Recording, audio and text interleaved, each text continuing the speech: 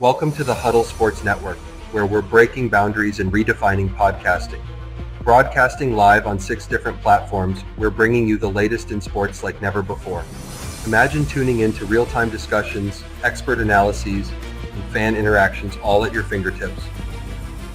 Each platform offers a unique experience, whether you're on YouTube, Facebook, or Twitch. We're not just sharing stories, we're creating a community of passionate sports enthusiasts.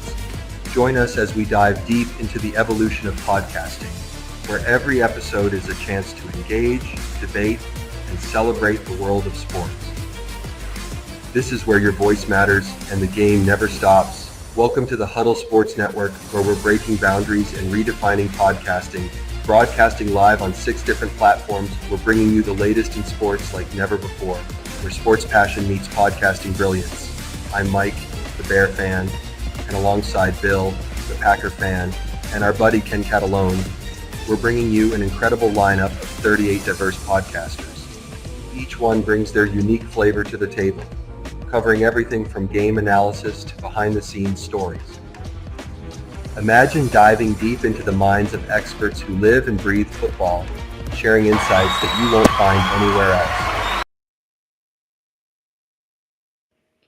Hey, good morning. Welcome to another edition of Ken and Ken. Good morning, Bears, Lions, Packers, and Vikings X and all those communities this morning.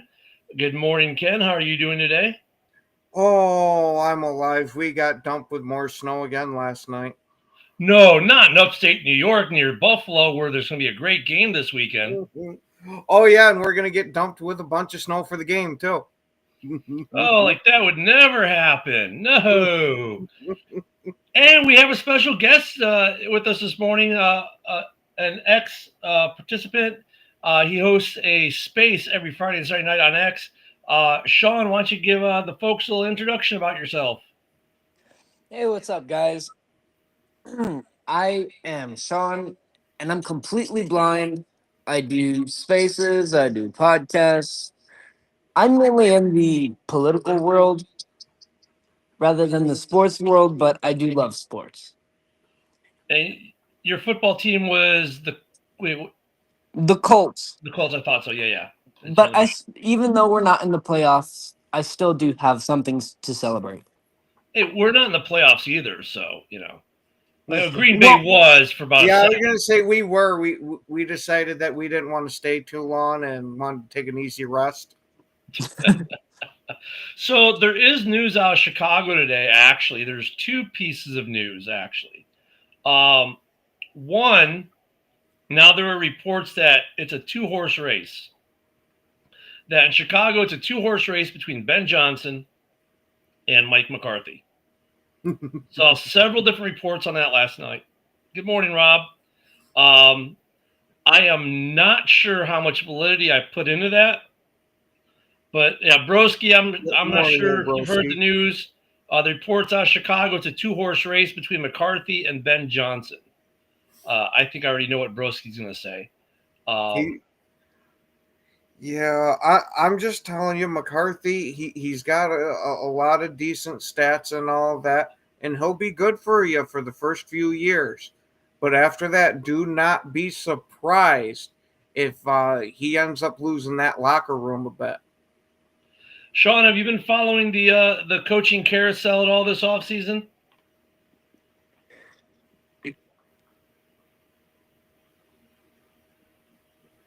Oh, you're muted, buddy. On mute. Okay. What were you talking about again? The carousel of what?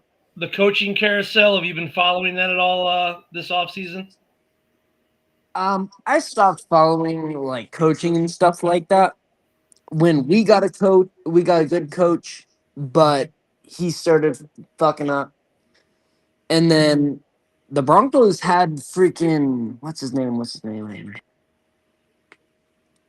The big Saints coach, real good coach, but he didn't do shit. Yeah, they had Sean Payton this year. Yeah, he didn't do hardly shit. Yeah, but that's a bad team with the Broncos. Yeah, Broncos actually did decent making it to the playoffs at least this year with their one highlight against Buffalo. Broski says if the Bears don't Broski says if the Bears don't make McCarthy an offer now, they'll be putting all their eggs in one basket for Ben Johnson. I don't see Ben Johnson signing with the Bears, which means the Bears will hire Joe Brady, which has been my prediction all along. And good morning, Philip. I mean, that's one way of looking at it, Broski. I mean, look, you can't do anything, unfortunately, until Monday. You can't touch Ben Johnson.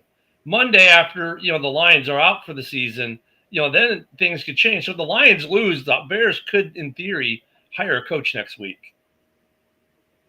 But why would they why would the coach switch from a 15-2 team to a 2-15 team?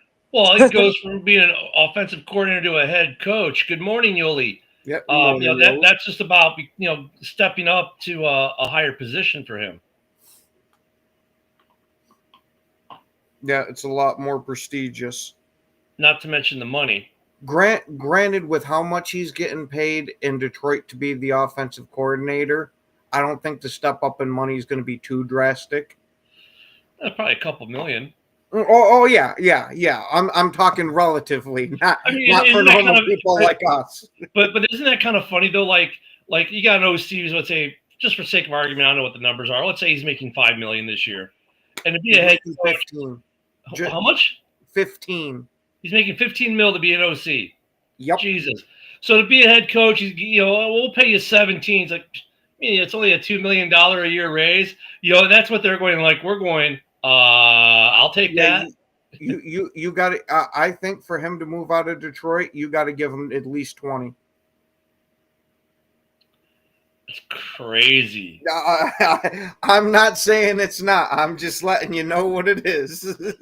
Sean, we're all in the wrong business, man. We need to become coaches, man. These guys are making stupid money.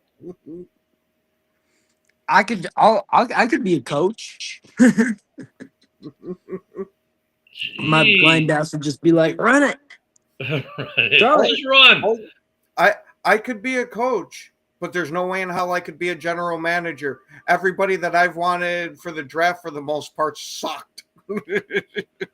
Oh, geez. Here come the Viking fans. The Bears attracting a head coach because of the current assets and not money is directly akin to Lizzo attracting a mate with their assets and not money, which is akin to the Minnesota Vikings attracting a trophy to their trophy case because they put money in there, but still rejected. Well, the draft picks that I've wanted, like Anthony Richardson, have turned out to be a bust. I thought Marvin Harrison Jr. was going to be this big star. I'm happy someone's saying that about Richardson because, like, they won't say he's a bust. Like, he's had 2 seasons he's done, like, less than 0. Yeah, -5. So there's Sean. Are you ready to move on from him, or do you want to try to give it one more year? I'm thinking of moving on from the whole damn team. It's bad at this point, and our coaches have not set him up for success. I think Irsay will probably give him one more year, and then he'll scrap the boat because Arch Manning time next year. I was just thinking that. Arch Manning. I cannot wait to see how next year's going to go when you've got 5 teams trying their best not to win a damn game so they can get him. Yeah, I've seen that too. Robert Sala's name's come up for a couple head coaching gigs. I think people – and good morning, Joe. Good morning, guys. Do you really think that Arch is going to come out after 1 year of starting? Yes. That's the power of the Manning legacy. I was going to say, if there wasn't the rule that you had to be 3 years removed from high school, he would have came out directly after high school. Yep. See, I think he could use that extra year of conditioning in Texas. I'm not going to argue with that part of it, Joe, because I tend to agree with you. But because of his name and his marketability, there's almost a guarantee he's your number one overall pick. Think about it this way, Joe. His stock is going to get. But he's your number one. Yeah, he's going to be the number one pick next year. He'll be the number one pick. He's going to be the number one pick no matter what draft he goes in because of his name. But I'm saying he should stay. Not at all. You're the number one pick. Why would you stay and risk injury and now become not the number one pick? That's exactly what I was going to bring up, Ken. What if he? Joe, take your Ben Johnson argument. You don't want to bring take your Ben Johnson. Because you don't want to bring shame on the Manning name by like sucking. Dude, take your Ben I was Johnson. going to say, remember how sucky Peyton was his first year? Yeah. I don't think they're going to care with the Mannings. Yeah, but then he's going to go a Hall of Famer after that. Yeah, Joe, that's exactly it. I think they're going to give him a grace period because of what Peyton did and because of what Eli did. In the first few years of Eli's career, the Giants fans weren't even happy with him. He won that first Super Bowl. Take your Ben Johnson argument from the other day, cross-apply that to this. Your marketability is at the highest point it's going to be, right? And if you don't do it, you risk losing it. So, yeah, he's going out in the draft. He doesn't want to spend another year in college where he can get injured or have his stock drop for whatever reason. And if he goes, if he wins 2 games his rookie year, oh, geez, not like Uncle Peyton didn't have the same issue and then go on to win 2 Super Bowls. But I get the argument because it's my argument, but I think that it's a little bit different. Like, because Ben Johnson has already proven himself to be an awesome offensive coordinator, and so the next logical step for him is to take a head coaching job. Whereas Arch doesn't even have a year of starting. This is going to be his only year of starting. Like, I think, that's normal for these guys coming out of college is 1 year of starting. Very few starting college quarterbacks get multiple years. They do a year starting and go to the NFL. I mean, that's most of them. Some of these guys, don't even get more than 10 games. They got 10 starts under the belt as a college starter, and then they're a high draft pick in the NFL. That Arch Manning will be no different. If you look at the guys that have been drafted, look at the starting quarterbacks on every NFL team right now, I would wager that a good chunk of them started more than 25 or 30 games in college. I get it, but none of them are named Arch Manning. Yeah, I would like to see him get that extra seasoning in college. Well, I'm sure. Yeah, look, it'd be nice. Look, I'm not disagreeing with you on that piece. Yeah, it'd be nice for him to get the extra seasoning and give the Raiders another chance to screw it all up and need another quarterback again. But I mean, honestly, if he knows he's going to be the number 1 draft pick, why wouldn't you leave? I mean, it would just make more sense. I mean, the amount of guaranteed money he's going to get as a number 1 pick with the name Manning, and then all the commercials he's going to get is about the same as the amount of NIL money he's going to get. NIL money is going to be dwarfed in comparison to all the NFL money he's going to get, and then he's going to be doing the commercials with Uncle Eli and Uncle Peyton. I mean, the dude's is walking into enough money by leaving after 1 year of college, and even if he was 3 years out of the league, the dude will never have to work another day in his life. And Bill, to answer, at least for me personally, I didn't hear about Mike Vrabel trying to get A.J. Brown to leave the Eagles and come to New England. Yeah, I haven't heard that either. It does make sense a little bit. That'd be tampering. Oh, we lost Sean. That would be tampering. If he does that, that's tampering. Right? Guys under contract. Can't tamper with them. Can't try to sway him to come to your team. That's tampering.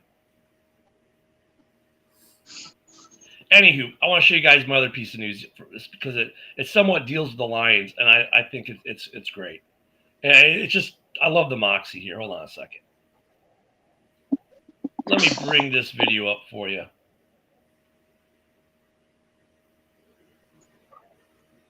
You don't want those problems, bro. No, I do. No, you don't. No, I do.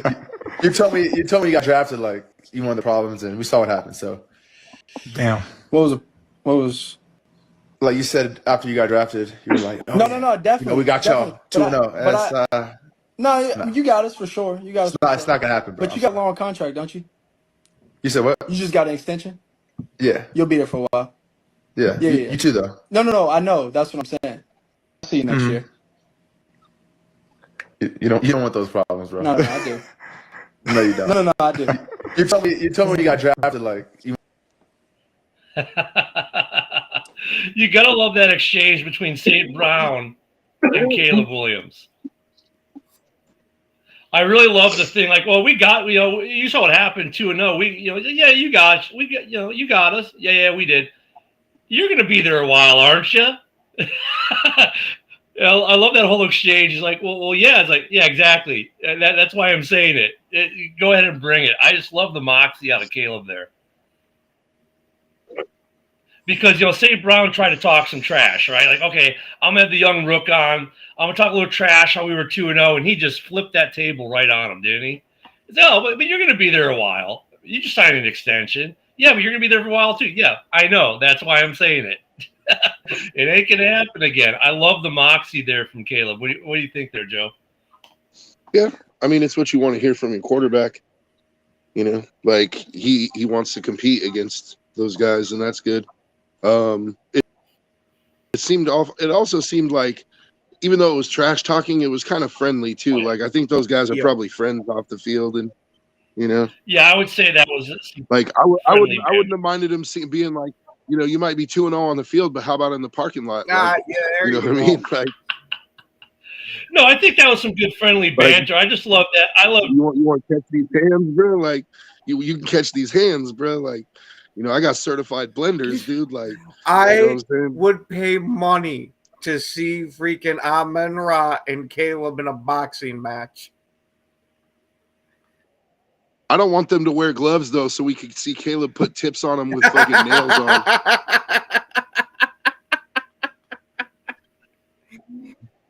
Dude, that would add so much. Much on to it. On one side, if Caleb just like dusted him, dusted him off with nails, like painted nails. On one side you got painted nails, on the other side you got painted hair. I don't know. Yeah, I don't know. Yeah. All right, what are we talking about, Bill? Here, Bill just AJ Brown can't drop his contract. No, he can't. The Eagles would have to cut him, and there's no way in hell that they're going to cut him. It would have to be a trade for it to happen. Yeah. So I love that moxie though, man. The whole Caleb Williams St. Brown thing was pretty funny this weekend. And now they got their big game coming up, and then next season's just going to be a hoot. With this division, but that was just a great little exchange. I love when players have these little moments like that just make it transcend the game a little bit. Yeah, I mean, it just not the normal Jay Glazer crap that you always hear and stuff. It's like something that's a little different. Yeah, guys talking shit. We got Frozen Joe.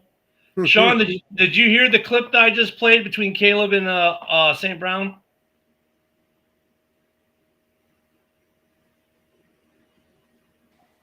Sorry, man. I was using the restroom and I disconnected because there was an echo.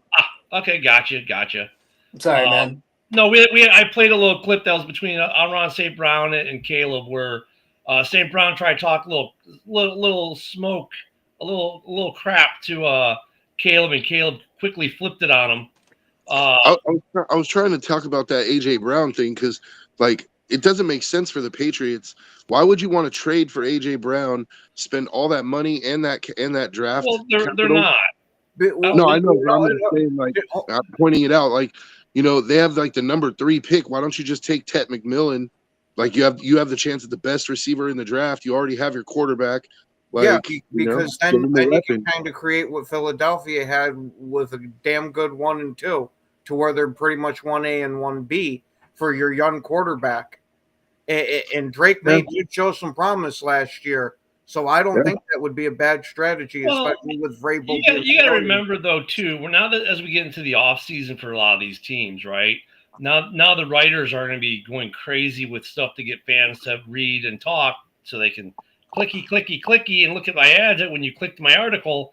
So I mean, we're going to see a lot of stupid articles this offseason with stupid trades that are never going to happen, with draft picks that are never going to happen, with because look, they know NFL fans want the news. So if someone sees, AJ Brown to New England because Vrabel wants him there, of course they're going to click on it if they're a New England fan or a Philly fan. Going, what do you mean AJ Brown wants to leave? And they're going to read it.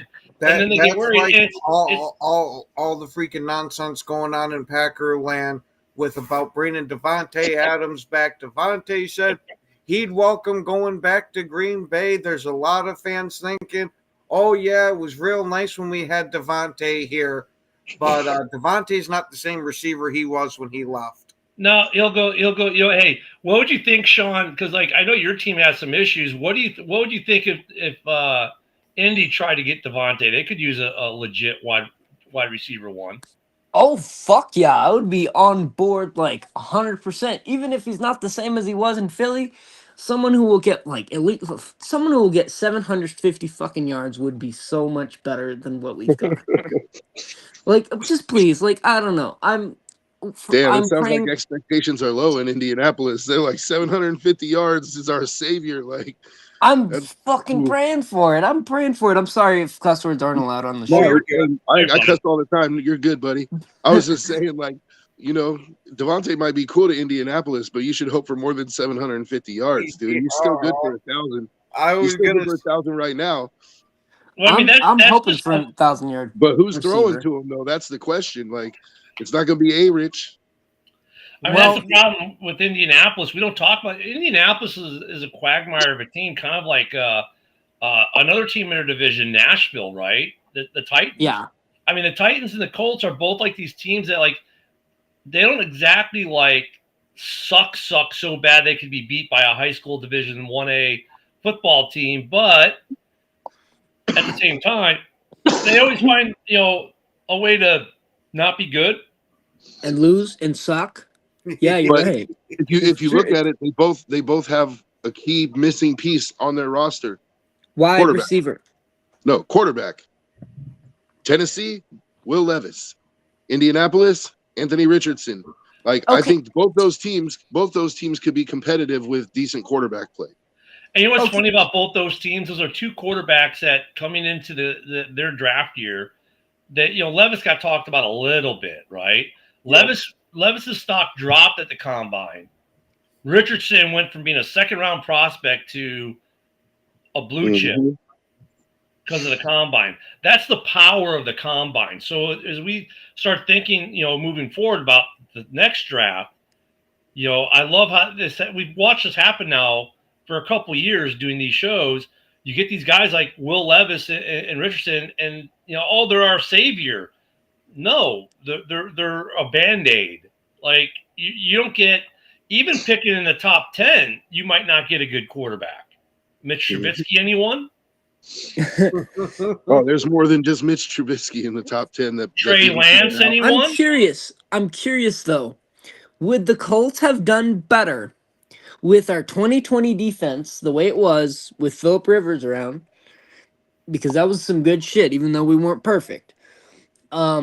And the same offensive line, if we had freaking some decent wide receivers like Michael Pittman and Alec Pierce are Band-Aids. You're right. Josh Downs, Band-Aid. And we really need to get a good receiver. So I say we get a wide receiver in this draft. If we don't, I'm going to be freaking pissed. But we really need a wide receiver, and then we can I say we get a wide receiver, try to help our quarterback out a little bit and see how he does then. And then after that, if he's not doing good, we need to invest in Arch Manning. I mean, he's not wrong there, Joe. Getting a number one receiver in Indianapolis right now is like buying a Ferrari with a boot on it. But Joe, in a way, he's not wrong because typically you give a draft class 3 years to prove out, right? Richardson's only really played one full season because of the injury in year one, right? So he's got like a full season plus like a game. But if they go out and get Devontae and they still suck, well, now you can go, maybe you get Arch in the draft next year and you still got Devontae. So, he's not it's really, the point he brings up is kind of interesting because look at the universe. Look at Carolina. They draft their stud quarterback, right? Their guy of the future.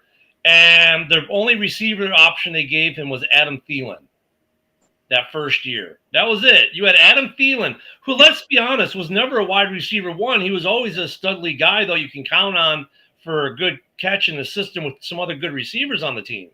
But Thielen was never a wide receiver one, but that's the only option you gave them in Carolina. Look what happened.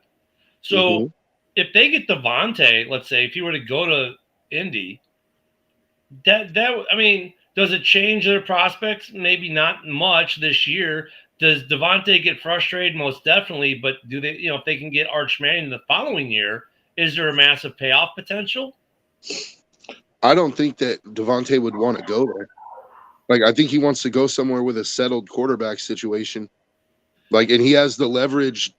I won't say leverage, but he has the stroke to be able to do that. Like, if the Jets cut him, he's a free agent. He's going to sign wherever he wants. And I think he'll take less money to go to a better team. Like, I wouldn't be surprised if he ends up on the 49ers or, because I think the 49ers will end up getting rid of Debo. And if they get rid of Debo and bring in Devontae, that dead cap. Yeah, it depends on dead caps and their cap situation. I mean, look at Devontae also showed a little diva-ness this year that might shy some teams away. But I'm just saying, the Colts, just for sake of argument here, that's not a bad example of something they could do, though. No, and Robert actually in the comments brought up, he said, what about if the Colts gave up their number one pick this year to the Seahawks for DK Metcalf? That would be interesting. Because DK is definitely the number one. Yep. That would be interesting. Yeah. I could see DK in the Colts uniform. But the problem is DK is has a problem with dropping balls. Yeah, well, that's the only thing. Choosers, man. You know what I mean? That's true. I mean, look at Sean. He's better than anything you got on the roster right now. You guys might as well call up Phillip Rivers and see what he's doing, dude. Fuck, honestly, I miss Phillip Rivers. Point, I would rather have the ghost of Phillip Rivers than Anthony Richardson at this point. I would rather have the ghost of Andrew Luck personally, but yeah. Well, there's always a certain redheaded quarterback who seems to make his way around the league who can make his way back to Indy. Hey, what about the Ginger Jesus? Maybe Darnold goes there. Hell no. I would be more frustrated at that pick than I was frustrated with Matt Ryan and Carson Wentz. Not me. Like, I think Darnold could actually do well there. You have a solid running game. You have a defense. You give him a number one receiver. Like, sure, he's not going to have what he had in Minnesota, but I still think he could win more games than Anthony Richardson did last year. Yeah, I think we need to get a first round receiver, second round offensive lineman, third round running back, because we need to have a backup plan for when Jonathan Taylor finally conks out, because he's you think of him as young, but he is not doing the same shit that he was. Yeah, well, that's because you guys ride him 350 carries a year, dude. Like, It's basically all you got at this point. So it's like, yeah, you put a lot of mileage on those tires, bro. Like, it's time to go ahead and get somebody to get in there at least as a number two to take some of the carries, dude. Like somebody competent. Yeah, like a third. We need like a third round running back. But you need a quarterback. That's what you need. A quarterback immediately makes you guys a much better team. Like, even if he's not an elite quarterback, if you got Derek Carr in Indianapolis, you guys would be much better than you are now. I'm telling you right now. Like, get Derek Carr and a number one receiver with that running game and the defense, you guys would be a playoff contender. I think they should have kept Minshew. They should have kept Minshew last year. They should have never let Minshew walk to the Raiders, because Minshew was terrible for the Raiders, but he clicked with the Colts. Somehow he did, and I was like, dude, this guy's not gonna freaking do it. He's a horrible quarterback. I would rather have Matt Ryan, and he proved me wrong. Good old Matty Ice. Yeah, addressing a couple comments real quick. Yeah, Bill, that's a rumor that he wants $20 million to be a head coach. I think it's funny because Ben Johnson's the first coach that we actually are openly talking about how much compensation does he want to be a coach. Normally, you don't hear about that stuff in the media, right? It's just you hear about the coach search and that, but you don't hear about how much money the guy wants to coach. Like who knows what is the market price for a head coach these days? I couldn't tell you because we very rarely hear it. You just hear, think about it, when you get the news report, right? Like last year, Antonio Pierce hired as the Raiders coach. Okay, it didn't say Antonio Pierce hired as the Raiders coach for $15 million a year on a 5-year deal. Like, you don't hear this stuff. Like when Eberflus was hired in Chicago, we didn't know it was a 5-year deal and how much it was, but now we know that he's going to make like 20 grand a week or 20 grand a day or whatever it is just to wake up for the next 2 years. I mean, the coaches are making some big bank, and it's kind of one of those things where, as fans, like we've been completely clueless to just how much these coaches make. Mm-hmm. Well, we started to learn that coaches weren't as effective as we thought, because you remember everyone was writing Bill Belichick, and they were like, "Oh my God, Bill Belichick is so great. Even without Tom Brady, he'll be wonderful." How did that work out for y'all Patriots? Y'all Cheatriots. We pulled in the Cheatriots name. Well, you know there's truth to that though, because like look, another great example is Lovie Smith. Not Lovie Smith himself, but his OC. He brings in Mike Martz after the Bears get Jay Cutler, right? He brings in Mike Martz, who's the architect of the greatest show on turf, right? And what happens in Chicago? 2 terrible years in Chicago with Mike Martz as the OC, with an offense design that couldn't move the ball at all because his design was not adequate for the personnel that they had on that roster at that time.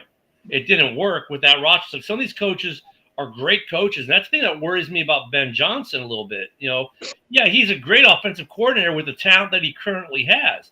Now, luckily, let's say he goes to Chicago, he's got a lot of talent there as far as skill players, but it's not like he's bringing that offensive line with him from Detroit. But I'm sure the offensive line we currently have, pending improvement, would be improved under Ben Johnson because of his play calling to a degree, but it wouldn't fix everything, and he'd still have, Bears fans would expect the offense to look like Detroit right out the gate, and it's not going to happen because he doesn't have the same offensive line. Yeah, he could make that offensive line better, right, with coaching, but he's not going to make it Detroit better. You know what I mean? Mm-hmm. But he might make Caleb Williams better. Well, No, yeah, he'll that's the definitely make Caleb Williams better, but Caleb Williams having an offensive line would make Caleb Williams better. Yeah. Like, Well, so why don't they fix that during the I draft? say, Ken, you have 3 picks in the top 50, right? Or the top, 60. We have 4 picks in the top 73. So I would use your first 3 picks on offensive linemen and Pretty just much. fix that problem right out the gate, dude. Like, But you know what's funny? And Bill, real quick, let me get this because Bill, Sean can't read your messages. I don't know if you missed his intro, but Bill says you already have a coach in the Colts. His name is Joe Flacco. I thought Shane Steichen was pretty good. Like the way that he talked, the way that he the way that he seemed to have a connection with the players. Like that seemed to be very good. I was very hopeful when Anthony Richardson was the quarterback. I was like, shit, we got a dual threat because freaking Anthony Richardson can run, Jonathan Taylor can run. They won't know who's running until the play starts, and then even then Anthony Richardson can throw it. Mind you, he might get an incompletion, but I don't know. I mean, there's a lot of threats that the defense has, and it didn't seem to work the way I thought it would. I wouldn't give up on Richardson quite yet. I'd give him another year and see how he works out a little bit. I mean, we're very quick to jettison these quarterbacks. I mean, even Will Levis though is a little more understandable because there's been no improvement in his game. He is legit the reason they lose games. Yeah, he actually massively regressed because I thought by the end of his first year he was looking like a real deal starting quarterback. Yeah, and then this year he looked god awful. Now, was it just maybe a sophomore slump? Maybe we'll see this year what happens with Will Levis. But Joe, back to your point with the Bears draft. Here's the ironic part, and it's not that I don't disagree that they need to. I wouldn't say all 3 offensive linemen. I'd say 2 offensive line and 1 edge guy. But you know what's ironic is I look at mock drafts, and yes, people are already doing mock drafts. I can't stand that we're doing mock drafts already because the mock drafts you do right now are even more about as worthless as doing them 6 months ago. I was going to say, Ken, they started doing mock drafts right after the draft ended. But here's the thing.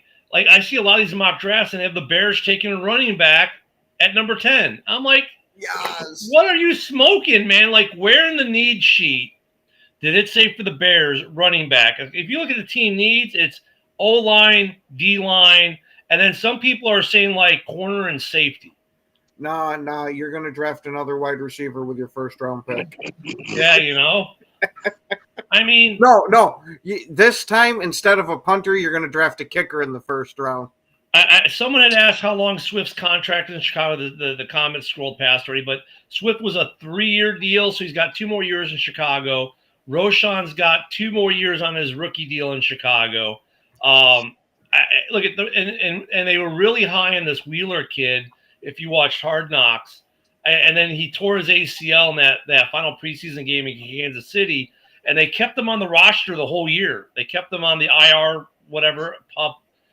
They paid him. He was with the team all year, rehabbing at Hallis, living in Chicago, being at all the games.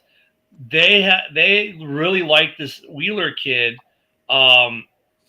It'll be interesting to see if he becomes running back 3 in Chicago. And then with the coaching too, if any of the coaches in Chicago stay, the only coaches I really want to stay. Well, I want the tight end coach to stay because that's the guy who used to be a player, and he should just become the coach, right? I don't know if he's going to try to play at age 41, but make him the tight end coach now. Stop calling him a tight end, just make him the coach. But the running back coaches in Chicago, I like the duo we've got there. I can't remember either of their names, the male and the female, but I remember they're effective. Like the running back coaches in Chicago are effective. I like to see them they loved Wheeler. They tried to make something out of Velius, and they might have been able to, but Shane didn't want nothing to do with it. So they ended up, cutting them. But I mean, I like the running back coaches in Chicago. I think the running back room there is fine. The Bears drafting a running back at 10 is mind-boggling to me. No, I think the Bears should try to trade up from 10 to like 6 or 7 and get Abdul Carter, the pass rusher from Penn State. Like, it might cost you a second, but you get the most elite pass rusher in the draft to add, and that makes your defense like. Yeah, to pair up with Sweat. Well, and there's still the other piece, right? And let me read A-Dub's comment, because A-Dub usually has good comments. Patience, and this is so true. In the first line, I already know what he's going to say is true. Patience isn't a virtue for most fan bases in the NFL, but some NFL teams with a very young roster have the luxury of patience upon players' development. And it's true. And look at the teams that are doing really well. They're young teams. I was relatively a young team. Their age goes up because of Lewis and because of Keenan, right? But I mean, they're a young team, and the Colts are kind of like an older team. Look at the teams that are suffering. They're older teams right now. Oh yeah. But yeah, I don't, Joe. The only thing about hypothesizing about the draft right now, we still got another big, massive thing that happens before the draft, which will change it, and that's free agency. Like if let's say Sweat doesn't get re-signed in Philly, I think Poles just throws a Brinks truck or 2 or 3 or 4 at him, and tries to have the Sweat brothers, so to speak, even though they're not related. But I was gonna say that sounds absolutely horrible. I mean, if they get, let's say you got Sweat in Philly, like if you can sign him, now you don't have to move up to in the draft to get the edge rusher, and you can maybe stay at 10 and get an O-line guy. So I mean, free agency is going to dictate still a lot of what happens in this draft. I don't know if there's a lot of good pass rushers that are going to be free agents, though. Maybe Hassan Reddick might get traded. No, Hassan Reddick is going to be available. His deal is only through the year. Sweat in Philly. Chase Young is going to be is available. Khalil Mack is available, and I'm not advocating bringing Mack back to Chicago, but Mack is available, and he's still put up a great year this year. I think the Chargers will end up re-signing him. Yeah, these are guys who could be available if they don't get re-signed. A couple will get re-signed. Some may not. Some teams are gonna. There might be some surprise cuts too of some good pass rushers because of salary cap issues. So I mean, the Colts need one of those. yeah. See, it's great to have I a could Colts. tell you, for all the guys in the chat, I could tell you who's not getting traded, and that's Max Crosby. Are you sure, Joe? But Joe, come on, we've seen linkage from reporters online sending them to every team in the NFL. Are you sure about that? Yeah. Well, nothing is certain anymore, but I don't think he's going anywhere. I heard the Colts were going to get him for a crate of Lucas Oil and Jim Irsay giving him a free flight on a jet. Yeah, I heard the Bengals were going to get him for a bologna sandwich. Yeah, I mean, Joe Flacco. Okay, Bill T says, Sean, you guys have a quarterback, Joe Flacco, and I think Flacco's the Band-Aid, not the long term, man. Definitely. I mean, come on, dude. Flacco a year and a half ago was on the couch until the Browns called and said, "Hey, we need a quarterback. Can you help us out?" And he said, "Yeah, I'm not doing anything but watching daytime television." He's watching Real Housewives of New Jersey, and all of a sudden he's playing. And now he's back. I mean, he's a good bridge to Arch Manning. Yeah, might be a good person to for Arch Manning to sit behind. Yeah, but there's no guarantee you're going to get Arch. You're going to have to suck so bad to get Arch Manning, dude. Like, because there's going to be teams that are literally tanking for Arch. So you're going to have to out-tank other tanking teams. Like, you're going to have to win 0 games. You're going to have to go 0-17. Oh, you mean they need to be like the Detroit Lions? Oh. Minus the paper bags. I don't know, man. You get to 0-13, I think the paper bags are coming out.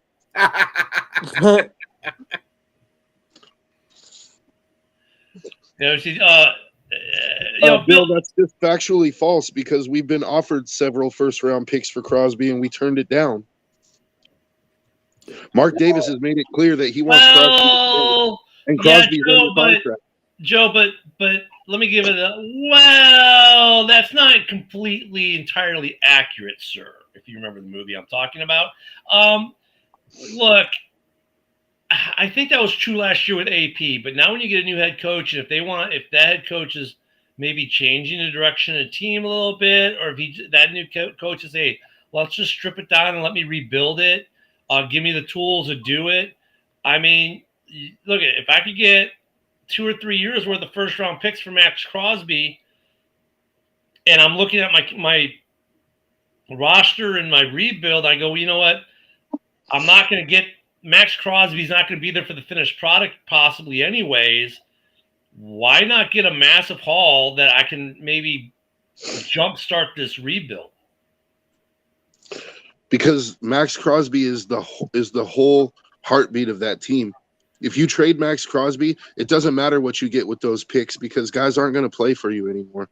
Max Crosby is the guy that runs that whole locker room. It's his team.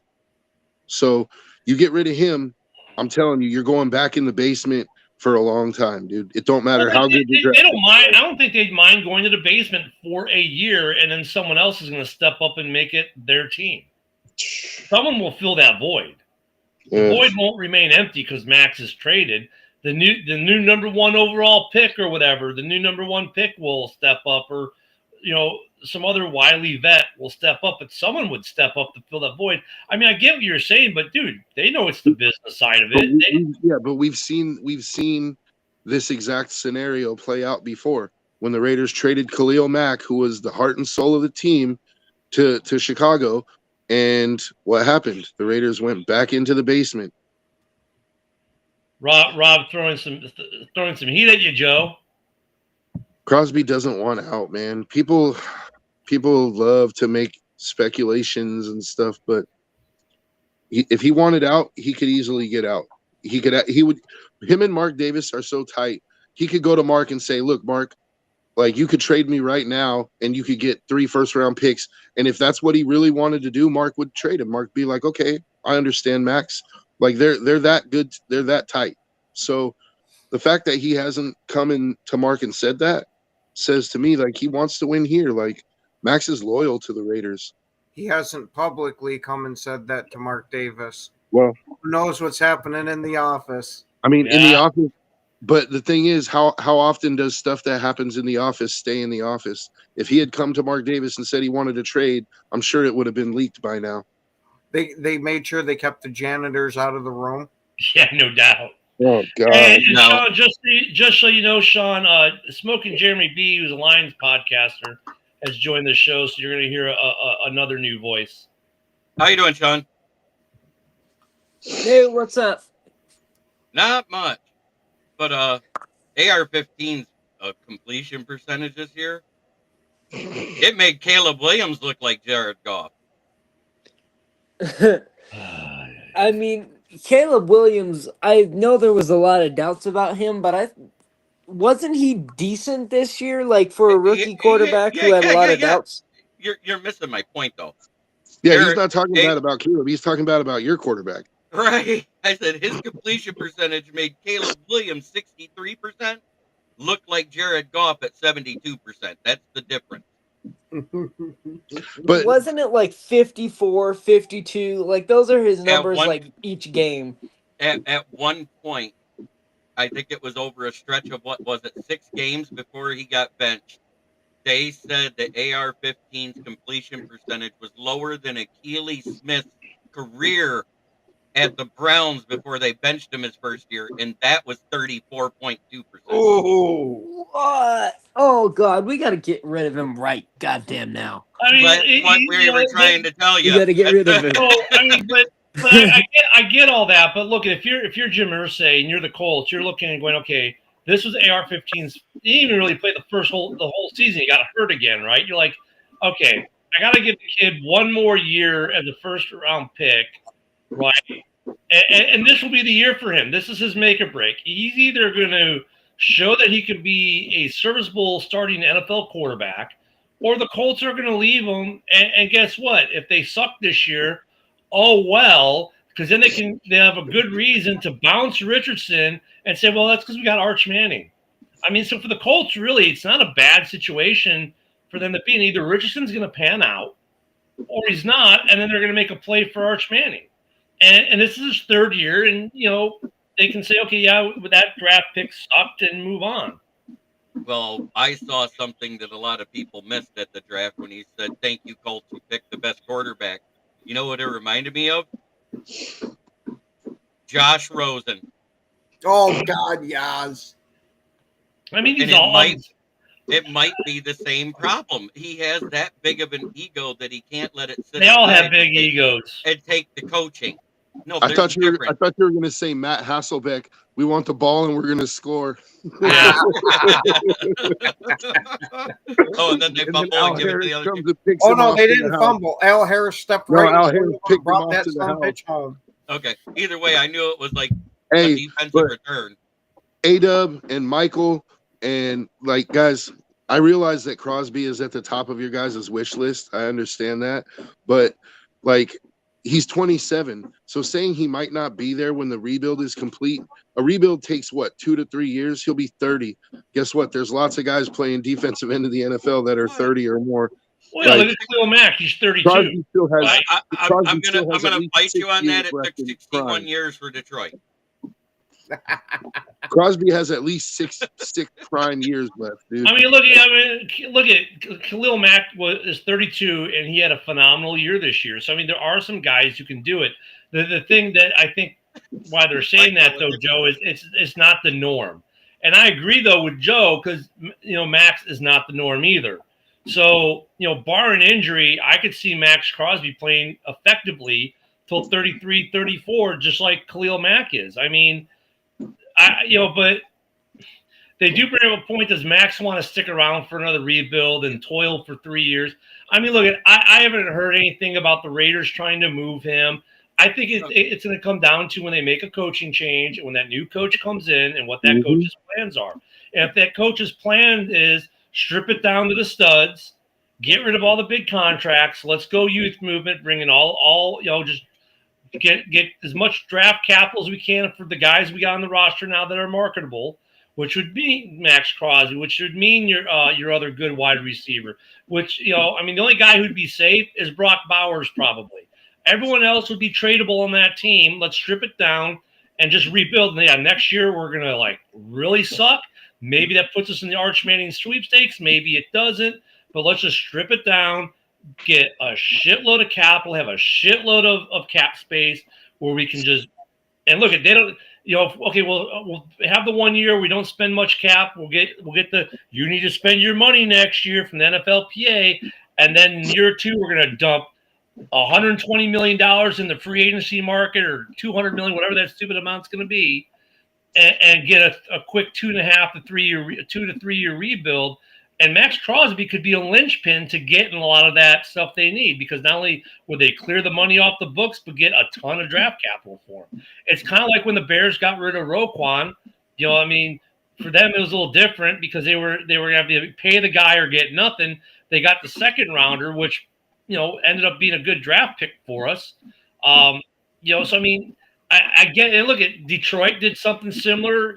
Green Bay has always done that with these guys. They get to a certain age, they trade them off for a bunch of capital and restock. So I don't see it out of the realm of possibilities for Vegas.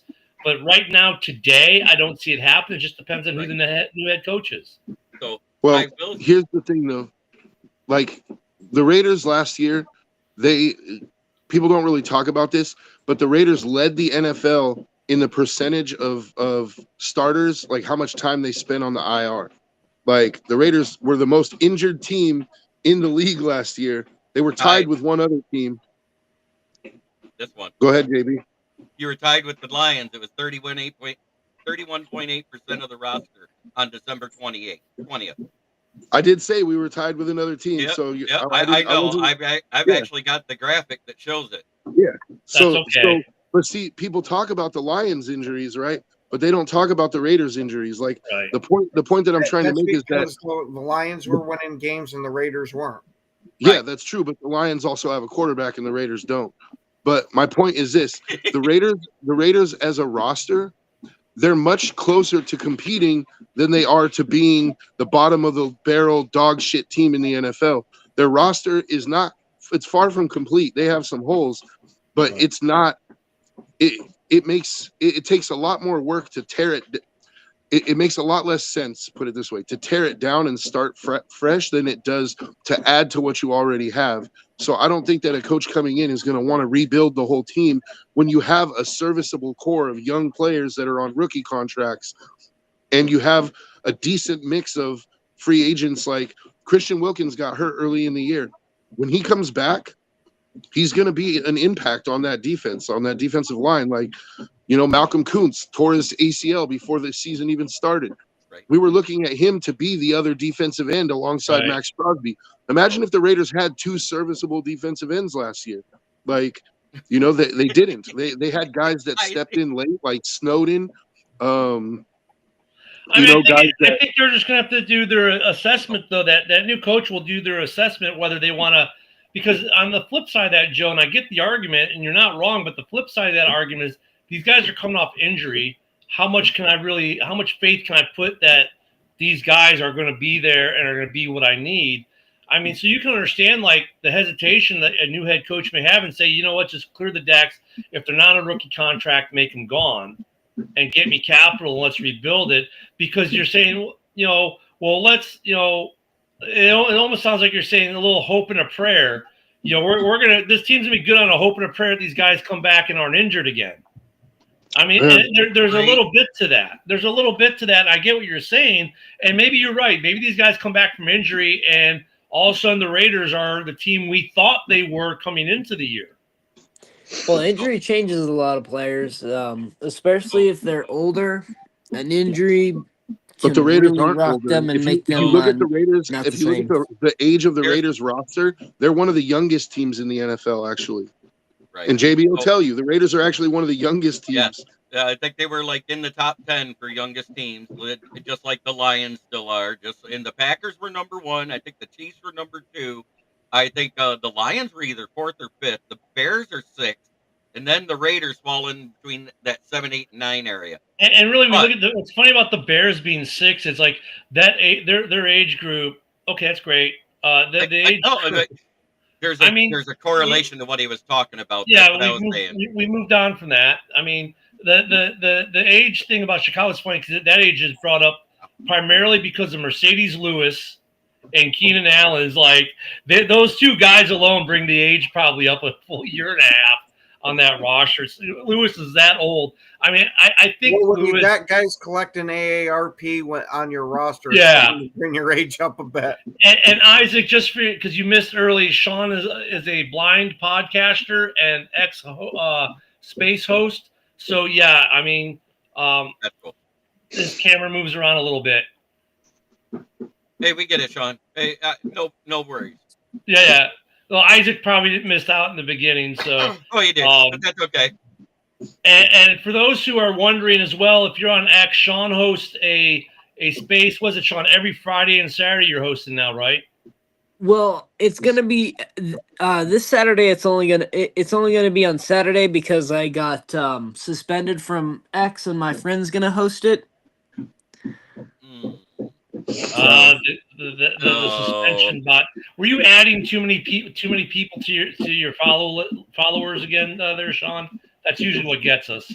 No, what I said is I hope the door hits Biden on the way out and it makes him fall downstairs, and I got instantly suspended. It's funny. Like, the word it's sacrifice, funny, John. Definitely. Another good buddy of mine. For me. Another good buddy of mine on X, he got a 7-day suspension because he was having a conversation, and someone said, like, there was an article that said it might not be good, healthy for people to start eating healthy again, right? And then the comments below, and he was having a conversation. He's like, yeah, I guess we should just all commit suicide or something like that, like with bad food. But whatever it was in the whole context, I'm not doing it justice. But in the context of the situation, you could tell what he was saying to someone else was a sarcasm, a joke in the conversation. X said, yeah, we don't care. They took his account for 7 days. Yeah. Then there's like Facebook guys that all they got to do is sneeze about something and they get a 7-day ban all the time on Facebook too. Facebook's a little more strict about it. And the thing is, on X, I do a lot of replies that are political. I do a lot of political replies. My posts are all football. Right, are mostly all football, but I do a lot of replies that are political, and I got to be careful to catch myself so I don't end up like Sean. Facebook then we won't be full-blown card-carrying commie, dude. Like, if whatever you're saying is liberal, like it doesn't matter what you say, they'll let it slide. But if it's anything conservative, auto ban, dude. 7 days, or they're gonna strike your comment, or they're gonna add reader context or whatever it is. Well, that's the one thing I do like about X is the community notes. No one is immune. Even Elon Musk gets community noted. I thought though the worst one though was last week with the fires, and we're not a political show, but I'll mention this quickly about the media with X. So someone said Gavin Newsom cut all this money. Gavin Newsom, he had it community noted with his own quote and link on his own post. Like, dude, you cannot be your own source. When the evidence is there, and he created a website so he could. So there's some gaming in the system, but yeah. So Sean will get his account back in a week, but he hosts a space. If you guys don't know what a space is, it's kind of like an open mic podcast without video for the most part. Which is really nice on X. It's a great place where you can meet people, exchange ideas. Just say it's like an AOL chat room of the olden days. It kind of is. It's called 420 Friendly. Yeah, that's the name of the space on X. So is it going to be on? Yeah. So it's not going to be on the night then, Sean? No, it's going to be on tomorrow, 6:20 Eastern, 5:20 Central. 420 if you're Mountain. Yeah, we get see, yeah. So he does that. Make sure if you're on X, you give Sean a follow. Great space host. They talk about a whole different range of topics, but he's a sports guy, and so we brought him up. JB's gonna go get ready for a show. Thanks for stopping by, JB. JB will be following us next, and they've got a big game to prepare for before their off season starts on Monday. Oh, stop. I was wondering if he was going to catch That's it. hilarious. He's Yeah. on after us. Small note here tonight. Also, we've got Frozen Tundra Network at 7 p.m. Central, 8 on the East. Tomorrow we have our normal host of Saturday shows, which include the Vikings, open mic, and all that. Sunday we have House Hall and Red Zone Rant. And Monday you'll notice a change to our screen, so we're going from Restream back to StreamYard, so the comments will not be streaming alongside the wall like. See, They now you got to make comments I like again. Otherwise, I'm just not going to put them up. Yep. And Sean, thank you for coming to join us. Anytime you want to come and join us, just let me know, my friend. You're always welcome. It's good to have a Colts fan and another AFC fan besides Joe in the house. I know we spent a lot of time picking on the Raiders today, not much picking on the Colts, but it was good to get some good Colts talk in here because we got some guys who live in the area. One of them wasn't on today. We have a guy who lives in the area, but he's a Kansas City fan. So that would have been fun to hear you Traitor. about it. Yeah. Traitor. He wasn't here today, but we're over time now. JB is next. Everyone have a great weekend. We'll see you this weekend. Thank you for all the comments, everyone. Thanks for watching. We'll see you Monday. Bye-bye.